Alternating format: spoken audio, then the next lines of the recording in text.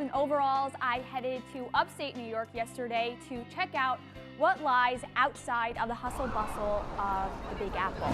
And what I found was a whole lot of cows ready for milking. I headed to Eildon Tweed Farm, owned by David Wood, a dairy farm spread over 500 acres with nearly 1,000 cows. I've never seen anything like this, completely eye-opening. Cows get shoveled into stalls, and for 5 minutes, they are hooked up to a milking machine, producing close to 40 pounds of milk. That's in just 5 minutes. Our day, it's hard to say what our day starts, but one shift with our milkers, for instance, starts at 1 o'clock in the morning. So obviously, I had to give it a go, and I have to tell you, it's not as easy as it looks. These cows are covered in manure, making it kind of difficult to see where these milking teats are even located if you're not really familiar with the cow's anatomy. These animals weigh more than 1,000 pounds, so here I am thinking, one false move and I will be kicked in the face by a cow because they're faced with their tail end towards you. But as you can see, check it out, I succeeded. And from there, Mr. Wood took me on a tour all around the farm, barns designed for optimal cow comfort. So that really puts in perspective just how much hard work goes into this. But it's also not very rewarding. Milk prices right now are at rock bottom.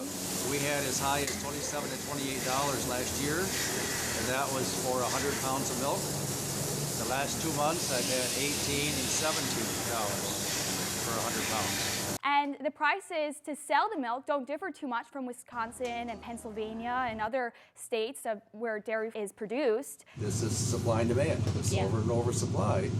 And I know it's difficult for them too, but it's 100% difficult for us. But New Yorkers are subject to so much more extra fees.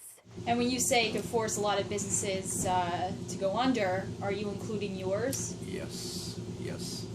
So I was given a 30-day notice about 8 days ago.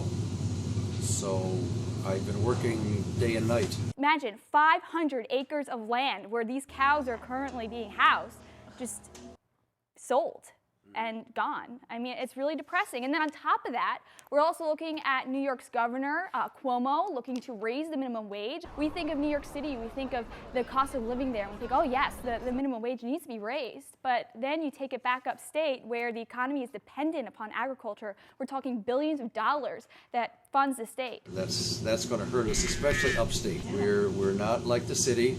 We have a much different situation, cost of living, et cetera, here. You said the magic 2 words, supply and demand. You know, if the market is left to its own devices, things tend to even out, and it benefits the consumer as much as it benefits the producer. The challenge in New York is you've got all these regulations, and then they just want to add more. I wonder how many of the politicians in Albany have taken a trip out there, like you did, to see what's really going on. It's not far from Albany, that's for sure.